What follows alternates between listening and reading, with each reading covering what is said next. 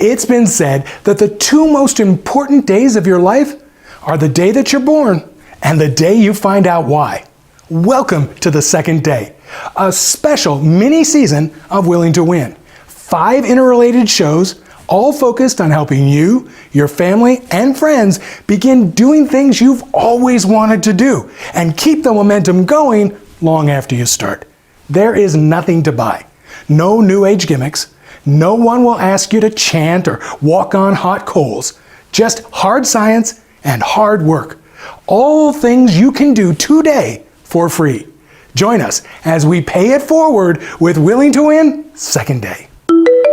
I'm Dr. Jeff Kaplan, and for over 30 years I've traveled the globe from Dubai to Moscow and Johannesburg, from Singapore to Shanghai and Istanbul. I've studied the world's best businesses and the people that run them.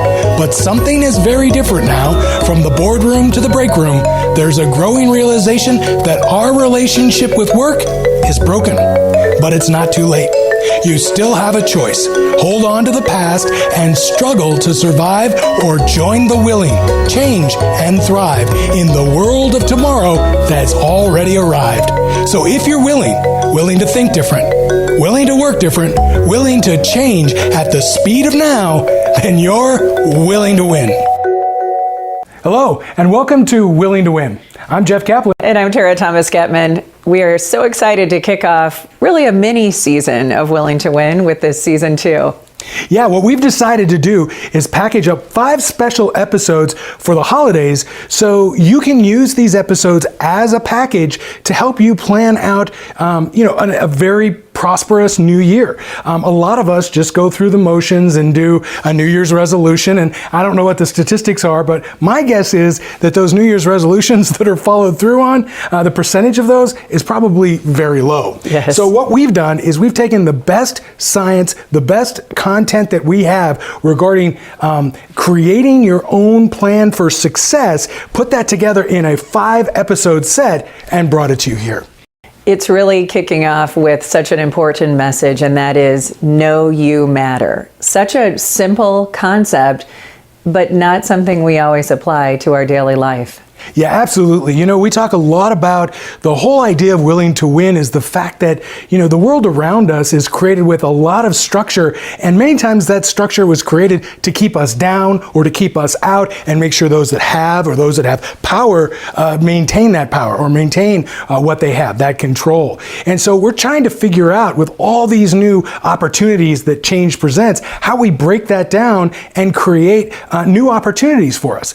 The first part, for us to take advantage of this opportunity starts within us, right? And that is to realize you have great power within you. The thing that is your first step, if you really want to be successful in the new year, the first step is to realize that your opinion matters, your voice matters, you matter. And I think for a lot of people, that is a difficult thing. But think about this. Think about the day you were born, right? I mean, you might not remember the actual moment you were born, but from the moment you were born, you opened your eyes and you started to see the world in a way, through a set of eyes that never existed before. You have experienced life for however long you've been on this planet in a way that no one else has ever experienced it before. That makes you a unique and rich asset that can be used in any number of ways that you choose to apply it. How are you going to apply that asset? And remember that as you think about yourself and as you think about yourself relative to others, you have the very same rights as anybody else on this planet, right? We're all born into the same world and we all have the same opportunities to change our lives. It is so powerful, and it's so true. At any point in our lives, we sometimes have that self-doubt. We have those insecurities and they can rise to the surface at any moment and really derail our ability to move forward in a positive direction for our lives and for our careers as well. We had an opportunity to talk with a woman from Florida, incredible story, Ellen Latham. She was at that point. She was down and out. She was doubting her ability to move forward with her passion. She turned it around, didn't she? 100%. Let's find out how she went from being fired to co-founding a billion-dollar company. So when you think about just the passion that you have, talk about why it's so important that we align our passions with our careers and our work pursuits, because clearly that set you up for phenomenal success. Yeah, look, I think as human beings, we only have so much energy to give. And if you're someone who, you're a parent, you're a partner, you're a daughter, you're a son, whatever the case may be, and you're looking at, finding the career, the path for you, the life path for you in the world of work. You've got to have that passion that keeps that, flame lit. Otherwise, it's going to go out. And that's what, I was so fortunate to have a father that he was a football coach and phys ed teacher at my local high school. So as you can imagine, he was very much about passion in regard to what he did in life. And that is something he told me from a young age, is that make sure whatever your life path is, that you have great passion for it, because you're going to spend a lot of time, a lot of effort, a lot of energy in it. And you're going to want, on those exhausting days and those exhausting moments, to have something that's sitting there that's keeping that flame lit. Because it's when the flame goes out that you really become lost in life. And he goes, I've been so fortunate to be able to continue coaching through all the decades of my life and teaching phys ed. And did he make a ton of money? No. But this man absolutely exited with his flame lit. So that was something that I saw and said, I have to make sure that that is something that I do as well. When you think about going from being a fired single mom to a billionaire billionaire's entrepreneur in the franchise world, have you ever had the chance to talk to those people who all those years ago, counted you out? Did you have your paths ever crossed, people from your past who now say, wow, look at what Ellen did. Look at the success that she became. It's so funny you said that, because no, I have not personally, but my accountant is my very good friend. He's been my friend at that job that I got fired. He would take my spin class. So we've always, so he was like, someone who, when I was making $50,000 a year, he did my accounting, even though he did big business accounting, but because we were friendly. So we maintained the friendship, and he's been my accountant through all of this process. And about 3 months ago, he said he was at a restaurant and he was about 4 tables away from the guy who let me go from that job. And he said, I so wanted to send him over a bottle of champagne and just say thanks. But he goes, I thought it would be too much to explain. I said, I'm glad you didn't, but it was funny. What a great story. I love that. What is your advice to other women in particular when we think about any kind of industry, even the franchising world? There are a lot of male executives, a lot of male leadership, yet here you are having incredible success as a woman. So what is your advice specific to women in terms of taking on those big jobs and not being intimidated by the boys club? Yeah, because let's face it, it is a boys club. And I was very fortunate that my partners, who are men, were unbelievably respectful. And you did have to earn that. I didn't notice that out of the gate. So you have to be confident. You have to walk in with phenomenal posture, shoulders back, head up. You have to have a voice that projects in a very direct and confident manner. Those are just little physical things that, because I come from the physical world, I found that definitely works very much so.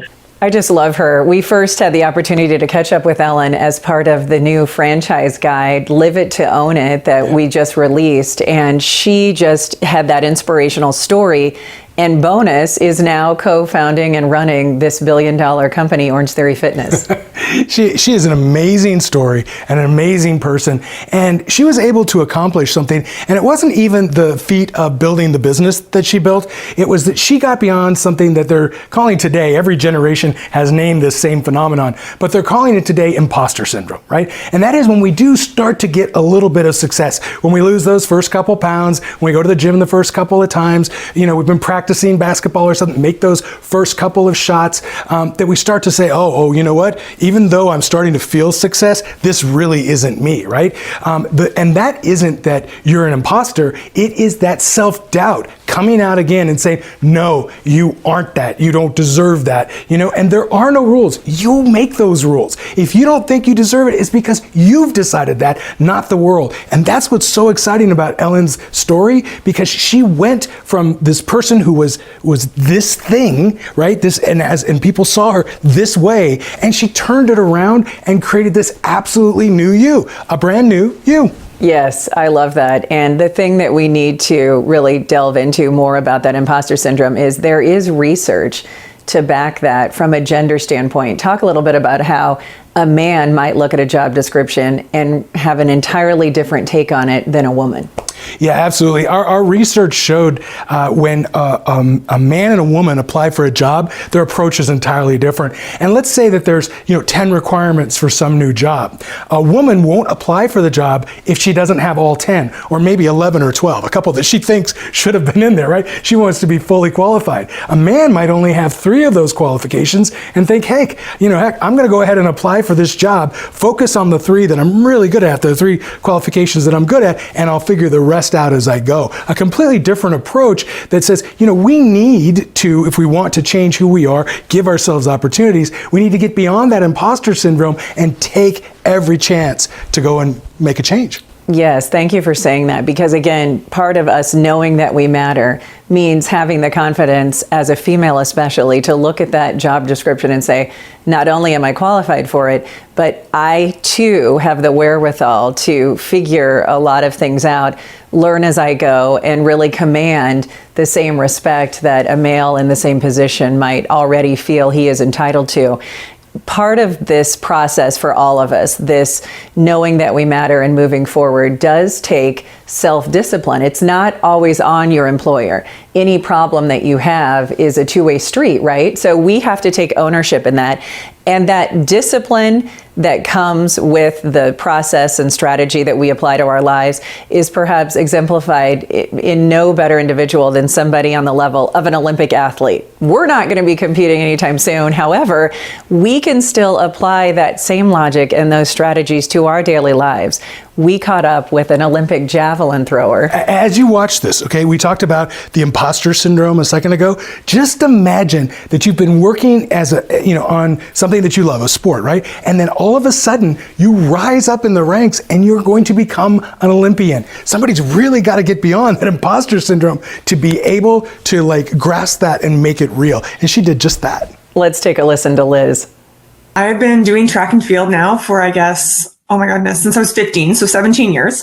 I'm doing this a very long time, and I've competed in London, Rio, and Tokyo. I was exposed to javelin in high school. I had a high school gym teacher who, she actually had us do javelin in class because she used to throw hammer for the Canadian team. And I was the only kid in my class who didn't hit myself in the back of the head with the javelin and actually threw it straight, and it landed point first in the ground. And she said, "You should try out for the track and field team." I don't love track and field. I love high performance. I love figuring out all the little things that go into doing something well and being emotionally and mentally and physically well as you do it. And then getting into realizing that I wanted to go to the Olympics. I didn't realize that until 2008 when I missed the Olympic rising star standard by about a half a meter. And I was like, oh, I didn't realize I was that close. And it really kind of got me in gear thinking, oh, I can actually do this. I could actually qualify for the Olympics. When you really start to dive into something, when you think about it, we're really getting deeper and deeper and deeper into the weeds and deeper understanding something and the nuances. And that's where the excitement comes from doing high performance. It's hard to start diving into the weeds because a lot of people, we do something a little bit and we kind of scratch the surface and we think, oh, I understand that now. But when we start really getting into the depths of something, understanding it deeper, spending more time in it, that's where I find a lot of self-mastery comes from, and a lot of joy from self-mastery comes from. And it's pushing past that discomfort level of, why am I spending so much time on this when there's other things I could be spending my time on? But there is a lot of joy that comes from that mastery of something that we have to push past that discomfort initially. I love that. That's really interesting. When it comes to the discipline, how do you avoid the burnout factor? How can somebody not get to a point where all of that prioritization becomes, obsession to the point where it's at the expense of other things and other people? Yeah. Well, I think it's interesting. We think about having balance in our lives, and we often put balance in terms of the days of the week. We say, we have 2 days of rest, we have 5 days of work. And we also have balance within a day. We need sleep, we need food, we need a little bit of social time, but we don't always you have to find your right balance. And everybody has a different balance for the amount of work and rest that they need. And that comes within daily cycles, weekly cycles, monthly cycles, yearly cycles, quarterly cycles. And it's okay to have a really busy quarter, right? Or to have a really busy 2 months and then say, okay, I will have more active rest built in where I take some more social time, where I take this time off. And when you think of, for example, Christmas holidays, a lot of people take a lot of time off during the holidays because we have Christmas, we have New Year's, and this is built into our cycle of recovery. So I think taking a step back and saying, okay, I'm going to work really hard for the next 3 weeks because something is due, but then I'm going to really have a slightly easier week in week 4, and realizing that you can work really hard for a couple of weeks. It doesn't always have to fit within that week-long cycle or that quarter-long cycle. You can plan something in a year, or even as an athlete within quadrennials. So I think that's a really important part, is planning in rest and being I know that I get burnt out after, 4 days of really hard work, and I need to take that, 5th day off. And then maybe I can do a little bit of work on the 6th day. Maybe that's how you function, but really finding that sweet spot for yourself. So for me, I know that I can work really, really hard on a project for about 4 weeks until I start to burn out. And I'm currently on week 3 of a project, and I know I'm going to work really hard this week. And then next week is actually my down week, where I'll spend a little bit more time spending time with my family, doing a bit of yoga. I'm actually going to donate some more time to meditating instead of just the 4 or 5 minutes that I get in the morning. And that will renew me so I can come back to work. And it's about switching gears a little bit. It doesn't mean you're not doing anything and just watching Netflix. It means you're doing things that renew you. And that's really the part that I love to talk about burnout, is we often do activities that we think are renewing, but really they're just changing our brain's focus. Watching TV is still very stimulating. Working on a different problem or playing a game on your phone is still very stimulating. And in one way, it can be emotionally relieving, but having time to ourselves and thoughts to ourselves, or getting in nature, or doing something to connect with our body, that's an actual physically renewing activity. And it's something that can really help relieve burnout, is to have time where there's no distractions, and you're going to feel like your mind is going wild and it's really uncomfortable for a couple of minutes, but then it will be relieving because your brain finally has a break from actually doing work, from being actually mentally super stimulated, and to just have some moment to integrate, calm down, and take everything you've learned from all this really hard work and put it into your system, organize it so that you can then move on fresh.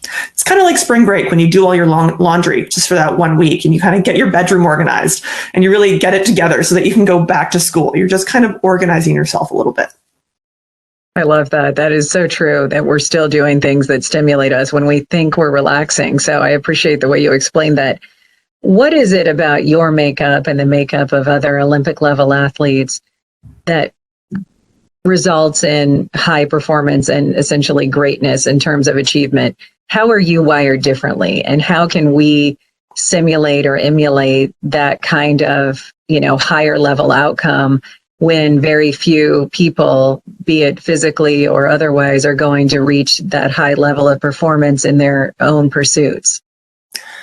I think that, for one, we're really lucky in that we have, X marks greatness. Getting to the Olympics means greatness. And it's internationally recognized that if you make it to the Olympics, it's really a mark of success. And so I think with a lot of people, you need to find your own marker of success, and you need to define something to go towards. And that's really where that becomes interesting, because that changes throughout our lives. For a lot of athletes that I talk to, they say, I'm like, what is the thing that makes you, like, why do you want a personal best in track and field? What does that mean to you? And a lot of them say, it's proof that I can do it. It's proof that I can see what I can do if I set my mind to something. So when I talk to these athletes, what I realize, what they say is that they can do it time and time again, is that they can push themselves to see what their limits are, to see where their greatness lies. And they're really lucky. It's like they know a personal best. It's like this measurable thing. So I think for a lot of people, it's like, have a measurable outcome. Have something that you can actually say, like, oh, this is the number that I am going for, or even I am going towards. And, you don't have to measure your success based on that, hitting that metric alone. So for example, I kind of had this big realization this year that I wanted to perform on demand at the Olympics, and I did everything in service of that. I was the epitome of someone who left no stone unturned. And then I had the best warm up of my life. And then I got in the stadium and I tripped on my first throw. And, I didn't fall flat on my face, but it threw off my timing. Didn't have a great first throw. And then my second throw, I had quite a bit of time in between, but I mistook someone else's mark for my own because they were the exact same color. And it messed up my runway again. And I managed to save a throw and get something that was passable. But then on my third throw, I was completely cooled down because, again, I had 25 minutes between my second and my third throw. And I didn't achieve the thing that I wanted to do. I did not perform at the Olympic Games at my best, despite the fact that I had done everything for it. But what I realized is that my goal was just something to head towards. It was a light, a direction to go. And what I realized is that I had become the type of person who would do anything to make something happen. And I'd learned a lot about myself, and I completely changed who I was just by heading in a certain direction. What are some of the strategies you can impart to the average non-Olympians that we can use to enhance our lives and have a better quality of life as a result?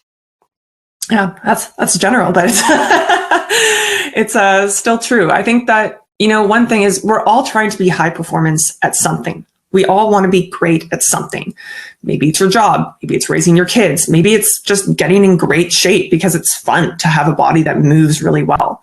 But I think one great thing that I've really taken away from track, and one thing that I've noticed from the people who make it to the games or make it to the next level, is they start to make something in their life a priority. And we often, want to have it all. We want to crush it at work. We want to have great relationships. We want to have a great partnership. We want to be in really great shape. We want to learn German. We want to play guitar. We want to learn how to break dance. We want to do all these things. Except for the problem is that then nothing becomes a priority and you become a jack of all trades. And that's great for certain times in your life. I think that ebb and flow between expansion and trying out different things and then honing in on something for a period of time is really important. But if we do want to be great at something, you have to give up other things. And right now, for example, I'm throwing javelin. That's the only thing that I do physically. I do a little bit of yoga, but it's to support my javelin. I just love her. The one tip that she did suggest that I just can't seem to embrace is the cold shower. Well, everybody has their method, but when you think about the pressure she was under in that one qualifying event that came down to her last throw, she was either going to be in the Olympics or she wasn't going to be in the Olympics based on the performance of that one throw. And when you think about all else being equal, right? Two athletes, they're basically at the same score, at the height of their physical abilities. Where do you draw that extra bit of something to give you what you need to be the one that moves forward? That's what we're talking about, moving beyond that imposter syndrome and getting that extra bit of performance that makes all the difference. Your story that you alluded to in the show open, the Mark Twain story, is so powerful. And it's one that once you hear it, you can't forget it because it's that much of a moving concept. So talk a little bit about that and how you came to really focus on that as sort of a plan that we all need to consider. Yeah, I tell you, there aren't many quotes that haunt me, right? Because I do a lot of reading and there are a lot of really smart people out there that have said a lot of amazing things. But if there was a list, this would be at the top of the list of things that are inspiring. And it's the quote by Mark Twain that said, there are two important days in your life, the day you're born and the day you find out why. And to me, that still, every time I say that, it touches me somewhere very deeply, because I think each of us, deep down is longing for meaning. We're longing to understand what is our purpose, what is our value, what is our contribution to this story that we call humanity, right? It's a big, big story, and we want to find our place in it, which leads us to this week's activity. And so this week we're going to ask you to help yourself, help me help you, right? Help yourself find out your second day, the reason that you're here. And the activity, the challenge for you, the activity for this week is for you to simply sit down with a blank sheet of paper and write one paragraph, just one paragraph that describes the future that you want. And that may sound like a simple things, but it's one of the hardest things that people do. We've been asking students and professionals to do this for over 20 years, and I don't think there's a harder activity. And it's one that will really impact what informs them moving forward. It can have that sort of impactful element of you are now putting it on paper, so you can read it, you can retain it. Share it with others. That's right. And that is how you really put things into action, is taking that kind of step. But I will tell you, the hard part is not just getting a paragraph down, because you may come and say, I want a certain lifestyle or make a certain amount of money or have a certain kind of job. But what I want to ask you to do is, once you've done that first draft, tear it up and then ask yourself, why do you want those things? What are the things you really want? When I work with students, right, I often hear that they want to make a lot of money, and then I also hear that they want to make a difference, so they'll say they want to work in nonprofit. Now, I don't know about you, but I don't know a lot of people that have dedicated their careers to nonprofit that are running around with multi-million-dollar bank accounts. True. Two just don't go together. But they're in their mind, they're just these goals, and they really haven't thought through what that means. What is your contribution? What would you be, so excited to be doing that, even if they didn't pay you for it, you'd want to go do it every single day? That's the kind of thing that'll make a huge difference, and that's what makes the challenge more difficult. And if you're just joining us, this is part of a special 5-episode mini season of Willing to Win, where we are giving you 5 simple steps that can really carry you into the new year in a way that won't be left behind like so many of our New Year's resolutions. So know you matter, and really identifying in this first step that we're asking you to do today, what is that? What do you really want? What is that one paragraph that defines the goals and dreams and aspirations for your future? Let's review those other 5 steps so people know to come back and join us next week and hear more about how we can, in simple ways, 5 simple steps, improve our lives. Right, and if you're watching us on air, we're going to continue the series in our podcast. So to get episodes 2 through 5, make sure and tune in there. Yeah, willingtowin.org, win.org is the website where you can check out all of our content, some bonus content as well. And let's review those 5 steps. Number 1, second day, know you matter. Number 2, people plan, allow others to help. Number 3, winner circle, map your success. Number 4, personal brand, know your value. And number 5, world's best sellers. Everybody sells, and so should you. So there you have it. That's step 1. Know you matter. Don't forget, write up that paragraph. Go to willingtowin.org to check out more, and have a great week.